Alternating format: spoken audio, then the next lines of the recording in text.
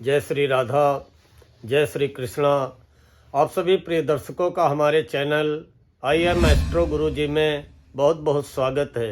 प्रिय दर्शकों, आज चर्चा करेंगे कि ये साल का आखिरी महीना दिसंबर 2024 मकर राशि वालों के लिए कैसा व्यतीत होने वाला है। मकर राशि कैप्रिकॉर्न, ये वर्ष का अंतिम महीना प्रारंभ हो चुका है और ये आपके लिए कैसा जाएगा, क्योंकि हमारे कुछ दर्शकों के कमेंट आते रहते हैं। हमने जैसे कि पिछला वीडियो मकर राशि का डाला था, सफलता आपके चरण चूमेगी, तो कुछ हमारे दर्शकों के कमेंट थे कि गुरुजी ये तो दूर की बात है, मार्च जब आएगा, जब अच्छे दिन आएंगे तब आएंगे, आप हमें करंट के बारे में भी बताइए, मैं बहुत परेशान हूँ। तो चलिए मैं दिसंबर माह के बारे में मकर राशि वालों के लिए बता रहा हूँ कि मकर राशि वालों ये दिसंबर का महीना आपका कैसा व्यतीत होगा और ग्रह चाल इस महीने आपके लिए अनुकूल होगी या प्रतिकूल होगी। अगर प्रतिकूल होती है किसी ग्रहों की चाल इस महीने तो विचलित न हो, उनके हम बहुत आसान व सरल उपाय बताते हैं, जो कि जिनमें किसी प्रकार का कोई खर्चा भी नहीं होता है। वो उपाय करके उन प्रतिकूल ग्रहों की भी आप अनुकूलता काफ़ी हद तक प्राप्त कर सकते हैं। मकर राशि वालों, सबसे पहले जानते हैं ग्रहों के राजा सूर्य के बारे में। आपकी चंद्र कुंडली में सूर्य अष्टम भाव के स्वामी होते हैं और इस समय गोचर में एकादश भाव में है, मंगल की वृश्चिक राशि में। कोई भी ग्रह जब गोचर में 11वें प्रवेश करता है, आपकी राशि से 11th हाउस 11वें घर में होता है, तो अच्छा परिणाम देता है। सूर्य भले ही अष्टमेश हैं, लेकिन अष्टमेश भी जब 11th हाउस में गोचर करते हैं, दीर्घायु करते हैं, धन देते हैं, लेकिन थोड़ा सा कम देते हैं। लेकिन फिर भी सूर्य भी 11th हाउस में बुध के साथ बैठ करके बुधादित्य योग का निर्माण करते हुए कहीं न कहीं आपके आय के रास्ते जरूर कुछ ना कुछ प्रशस्त करेंगे, कहीं न कहीं से आय की व्यवस्था अवश्य करेंगे। जिन दर्शकों को लग रहा हो कि गुरुजी मेरी तो कुछ भी आय नहीं हो रही है, तो वो सूर्य को नित्य 1 लोटा जल देना चालू करें। हो सकता है उनकी लग्न कुंडली में सूर्य नीच के हों, या हो सकता है उनकी लग्न कुंडली में सूर्य पीड़ित अवस्था में हो। हमने तो उनकी लग्न कुंडली देखी नहीं है, हम तो एक जनरल प्रेडिक्शन करते हैं और जनरल प्रेडिक्शन कर रहे हैं। तो मकर राशि वालों, अभी सूर्य आपके 11th हाउस में है, 11वें घर में है, जो कि कहीं न कहीं आय की व्यवस्था अवश्य करते रहेंगे। भले ही वो आय आपके मनोनुकूल न हो, लेकिन फिर भी सूर्य की कृपा से कुछ ना कुछ आय अवश्य होती रहेगी। और नहीं हो रही है तो आप नित्य सूर्य को जल देते रहें। ये सूर्य आपके 11th हाउस में 15 दिसंबर तक रहेंगे। फिर 15 दिसंबर के बाद सूर्य धनु राशि में पहुंच जाएंगे। धनु संक्रांति खरमास लग जाएगा, वो आपके 12वें भाव में हो जाएंगे, जो कि 14 जनवरी तक रहेंगे। 12वें सूर्य व्यय कराते हैं, आंख की समस्या पैदा करते हैं, सिर में दर्द देते हैं, लेकिन गुरु की राशि में होंगे तो दूर दराज के क्षेत्रों में आपको मान सम्मान भी दिलाएंगे, दूर दराज की यात्राओं से कुछ ना कुछ लाभ भी कराएंगे। अब हम चर्चा करते हैं मंगल की। मकर राशि वालों, मंगल आपकी चंद्र कुंडली में आय के स्वामी हैं। आय के स्वामी, हर व्यक्ति आय चाहता है। कोई परेशान है कि मेरी नौकरी छूट गई, कोई परेशान है कि मुझे नौकरी मिल नहीं रही है, कोई परेशान है कि मैं नौकरी तो कर रहा हूँ लेकिन जैसा पैकेज मिलना चाहिए वैसा पैकेज नहीं मिल रहा है, तो कोई परेशान है कि मेरे व्यापार में घाटा हो रहा है, या मेरा व्यापार जैसा पहले चल रहा था वैसा इस समय नहीं चल रहा है। तो भाई आपके आय के स्वामी, आपकी चंद्र कुंडली में मकर राशि वालों, आपकी आय के स्वामी, लाभ के स्वामी, इनकम के स्वामी मंगल है और आपके सुखों के स्वामी मंगल हैं। अर्थात आपकी चंद्र कुंडली में 4th हाउस 11th हाउस के स्वामी मंगल आपकी चंद्र कुंडली में 7वें घर में नीच के हैं। और 20 अक्टूबर को मंगल नीच राशि कर्क राशि में प्रवेश किए थे और ये स्थिति 21 जनवरी तक रहेगी। तो इस दिसंबर माह में आप बहुत ज़्यादा जो है आय में वृद्धि की या भूमि भवन वाहन सुखों में वृद्धि की कल्पना मत कीजिए। मंगल नीच के हैं और पत्नी के स्थान पे है, और कोई महिला अगर हमारी मकर राशि की है तो उनके पति के स्थान पे नीच के मंगल है। तो लाइफ पार्टनर से मंगल दंगल करा सकते हैं। लाइफ पार्टनर से विवाद होना, तकरार होना, मतभेद होना, विचार न मेल खाना, या आपके लाइफ पार्टनर को आपकी बातें ना पसंद आए, आपको अपने लाइफ पार्टनर की बातें ना पसंद आए, या लाइफ पार्टनर के हेल्थ को लेकर के डिस्टर्ब होना, मानसिक अशांति रहना, ये सब मंगल के कारण हो सकता है। भूमि भवन वाहन सुखों में कमी की अनुभूति करना, आय में अवरोध आना, मनोनुकूल आय न मिलना, ये सब मंगल के कारण है। और ये स्थिति अभी 21 जनवरी तक नॉर्मल होने वाली नहीं है। इसलिए मकर राशि वालों फिलहाल 21 जनवरी तक हर मंगलवार को हनुमान मंदिर जरूर जाएं, मत्था टेके प्रसाद चढ़ाएं। हो सके तो 5 मंगलवार बहते जल में 1 पाव रेवड़ी प्रवाहित कर दें। कहीं मंगलवार को बंदर दिखाई दे जाए, उनको कुछ ना कुछ केला चना वगैरह खिलाते रहें। मंगलवार को हनुमान चालीसा, हनुमानाष्टक, सुंदरकांड का पाठ करते रहें। हो सके तो नित्य हनुमान मंदिर में मत्था टेक दीजिए। 21 जनवरी तक आय में अनुकूलता आ जाएगी, सुखों में वृद्धि हो जाएगी, दाम्पत्य जीवन में भी मधुरता आ जाएगी। नहीं तो इन स्थितियों से आप डिस्टर्ब हो सकते हैं। अब हम बात करते हैं बुध की।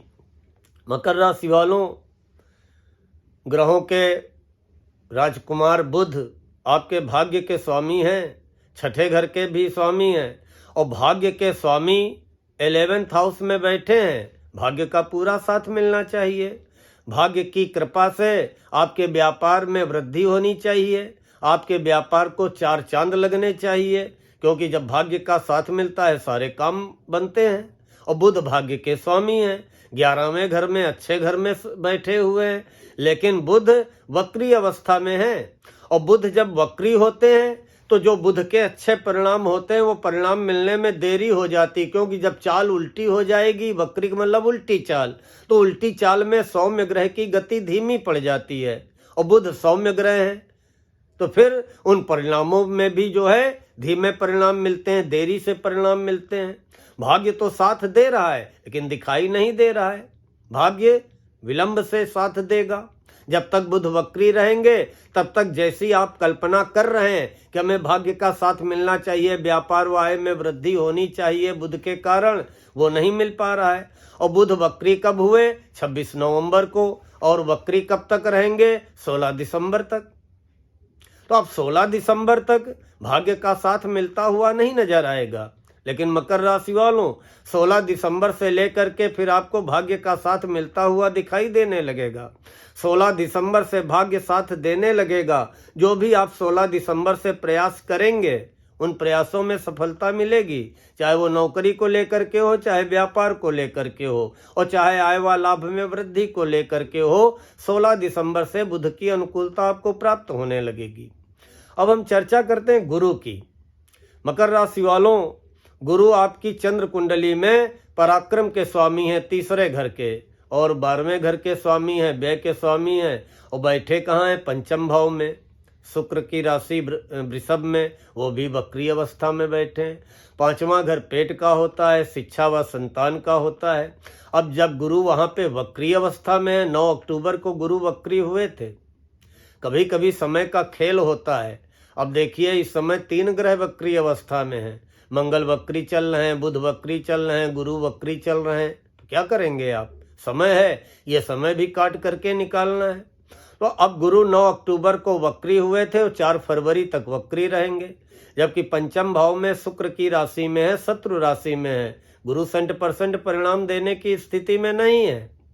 तो जबकि पंचम गोचर गुरु का अच्छा होता है। अब वक्री हैं तो वो और जो थोड़े बहुत शुभ परिणाम मिलने चाहिए वो भी कमजोर हो रहे हैं, क्योंकि गुरु की चाल वक्री उल्टी धीमी हो गई है। तो अब 4 फरवरी तक तो गुरु की बहुत ज़्यादा अनुकूलता नहीं मिलनी है। और अपने पेट का ख्याल रखिए, नहीं पेट में गैस की समस्या हो सकती है, पेट दर्द की समस्या हो सकती है। तो अगर संतान पक्ष को लेकर के कोई चिंता है, या फालतू के व्यय बढ़ गए हैं, या आपको पराक्रम में कमी का एहसास हो रहा है, डर जैसा लग रहा है, तो आप हर गुरुवार को केले में जल चढ़ाइए, घी का दीपक जलाइए। गौ माता को आटे की लोई में चने की दाल, गुड़ रख के, हल्दी जरा सी छिड़क के लड्डू बना के खिला दीजिए, जरूर राहत मिलेगी। अब हम बात करते हैं शुक्र की। शुक्र आपकी चंद्र कुंडली में मकर राशि वालों 10th हाउस, दसम भाव कैरियर के स्वामी हैं और पंचम भाव के स्वामी हैं संतान व शिक्षा के। और 2 दिसंबर को आपकी राशि में ही आके विराजमान हो गए हैं। शुक्र की मित्र राशि होती है मकर, आपकी राशि मकर शुक्र की मित्र राशि है और शुक्र आपकी राशि में आ गए हैं, अर्थात चंद्र कुंडली के पहले घर में आ गए हैं। और गोचर में पहले शुक्र बहुत अनुकूल परिणाम देते हैं। वास्तव में जो भी आपके अतीत में दिक्कतें रहीं, परेशानियां रहीं, बहुत परेशान रहे, लेकिन अब जब शुक्र आपकी राशि में आ गए हैं तो कहीं न कहीं आपके अंदर नई ऊर्जा, नई उमंग का संचार करेंगे, आपके मन को प्रफुल्लित करेंगे, आपके मन में पॉजिटिव सोच लाएंगे, आपके मन में नया उत्साह जगाएंगे, आपको नई दिशा की ओर प्रेरित करेंगे। और कैरियर के स्वामी हैं तो कहीं न कहीं कैरियर की भी व्यवस्था 2 दिसंबर से 28 दिसंबर तक, अगर आप बेरोजगार हैं तो शुक्र की कृपा से बनेगी जरूर। संतान को लेकर के कोई दिक्कत है तो वो भी शुक्र की कृपा से संतान संबंधी या शिक्षा संबंधी या प्रतियोगी परीक्षाओं में सफलता संबंधी ये समस्याएं भी शुक्र की कृपा से 2 दिसंबर से 28 दिसंबर तक सॉल्व अवश्य होंगी। फिर भी आप शुक्र के बेटर रिजल्ट चाहते हैं, शुक्रवार को बढ़िया अच्छे साफ सुथरे कपड़े पहनिए, खूब सजमज के परफ्यूम सेंट परफ्यूम इत्र वगैरह लगा के निकलिए और गौ माता को पर डे 1 रोटी पे गुड़ रख के खिलाते रहिए और शुक्र की अनुकूलता में वृद्धि हो जाएगी।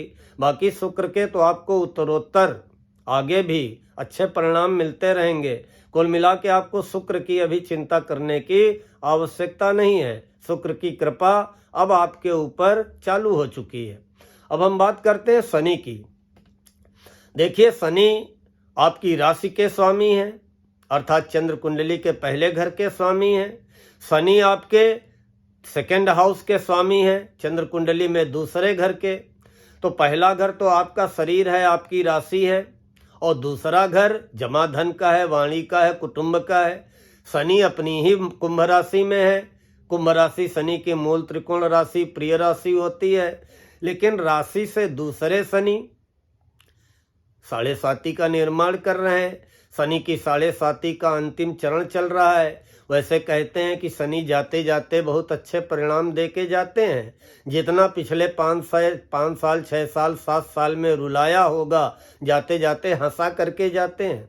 अब शनि आपके जमा धन में बैठे हैं, अभी 15 नवंबर तक वक्री थे, अब मार्गी हो गए हैं। स्थान वृद्धि करेंगे, जमा धन में वृद्धि करेंगे, लेकिन अब कह दीजिए कि भाई 15 नवंबर को मार्गी हो गए थे और करीब 18 दिन बीतने वाले हैं। शनि ने चमत्कार तो नहीं कर दिया गुरुजी मेरे जीवन में कि धन की कोठरियां भर गई हों। अरे भाई, शनि बहुत धीमी चाल से चलते हैं। शनि ही एक ऐसे ग्रह हैं जो कि एक राशि से दूसरी राशि पहुंचने में 2.5 साल लगा देते हैं। तो आप क्या समझ रहे हैं कि आज हमारे अनुकूल हो गए तो आज ही हमको जो है 100% रिजल्ट दिखाने लगेंगे? How can it possible? हो ही नहीं सकता है भाई। हाँ, उत्तरोत्तर शनि के आपको रिजल्ट मिलते रहेंगे, लेकिन जो व्यक्ति परेशान होता है तो वो तो अगर एक छींटा गर्म तवे में मारो तो पता ही नहीं चलता है पानी का, वो छींटा गर्म तवे में। वो स्थिति कुछ मकर वाले जातकों की है कि शनि की अनुकूलता थोड़ी बहुत अगर चालू भी हुई तो उनकी समझ में नहीं आ रही, लेकिन विश्वास रखिए कि शनि उत्तरोत्तर डे बाय डे अनुकूलता ही प्रदान करेंगे। अभी तो शनि 2nd हाउस में है, वैसे गोचर में 2nd हाउस के अच्छे नहीं होते हैं, लेकिन ये 29 मार्च को जब आपकी राशि से तीसरे हो जाएंगे तो बहुत अच्छे परिणाम देंगे, क्योंकि उस समय जब राशि परिवर्तन करेंगे तो मकर वालों के लिए तांबे का पाया लेकर के शनि आएंगे। लेकिन अभी दिसंबर माह में अगर आप सोचें कि हमारे जमा धन में बहुत बड़ी वृद्धि हो जाएगी तो ऐसा होने वाला नहीं है। और जब तक आपकी 7.5 है, और खासकर मैं दिसंबर का आपको राशिफल बता रहा हूं, तो हर शनिवार को पीपल में जल चढ़ाते रहिए, शाम को दीपक जलाते रहिए। शनिवार को साफ सुथरा खान पान, आचार विचार, अपनी सोच, नजरिया, दृष्टि सब बिल्कुल साफ सुथरी रखिए। कैसे नहीं फायदा होगा। दशरथ जी रचित शनि स्तोत्र का सूर्यास्त के बाद पूजा घर में बैठ करके नहा धो करके पाठ कर लीजिए, हनुमान चालीसा का पाठ कर लीजिए, अवश्य आपको राहत मिलेगी, अवश्य आपको शारीरिक सुख मिलेगा, अवश्य आपके जमा धन में कुछ ना कुछ तो वृद्धि होगी। अब हम बात करते हैं राहु की। प्रिय दर्शकों, आपकी राशि से राहु तीसरे भाव में विराजमान है और गोचर में तीसरे राहु बहुत अच्छे परिणाम देने वाले होते हैं। कहते हैं कि चाहे गोचर में हो चाहे आपकी लग्न कुंडली में हो, अगर राहु तीसरे, छठे, 11वें घर में हैं तो बहुत अच्छे शुभ व अनुकूल परिणाम देते हैं। और तीसरे घर के राहु विजय दिलाने वाले होते हैं, पराक्रम में, साहस में, शौर्य में वृद्धि कराने वाले होते हैं, एकाएक जो है फर्श से अर्श पे पहुंचाने वाले होते हैं। अब आप कहेंगे कि गुरुजी हमारे तो तीसरे राहु चल रहे हैं बहुत दिनों से, 18 मई तक आपकी राशि पे राहु तीसरे रहेंगे और 1.5 साल राहु एक राशि में रहते हैं, तो अक्टूबर 2023 से राहु तीसरे हैं, 18 मई तक रहेंगे। अब आप कह दें कि अभी तक तो चमत्कार नहीं हुआ, तो भाई राहु रोज चमत्कार नहीं करते हैं कि 1.5 महीने तक आपकी राशि से अनुकूल हैं गोचर में तो पर डे आपको ऊंचाई पे ऊंचाई पे ऊंचाई देते रहेंगे, ऐसा राहु केतु नहीं करते हैं। राहु केतु धोखेबाज ग्रह होते हैं। राहु जो भी नफा नुकसान कराना होता है एकाएक करा देते हैं। अगर आपके अनुकूल हुए तो एकाएक वारे न्यारे करा देंगे, एकाएक आपको ऐसा फायदा करा देंगे कि आपने सोचा ही नहीं होगा। और अगर राहु आपके प्रतिकूल हुए तो एकाएक आपको राजा से रंक भी बना देते हैं। तो राहु जो भी रिजल्ट देते हैं वो एकाएक अचानक देते हैं। 18 मई तक पता नहीं किस महीने एकाएक आपके साथ चमत्कार हो जाए, होगा अवश्य। ये मान लीजिए कि होगा अवश्य।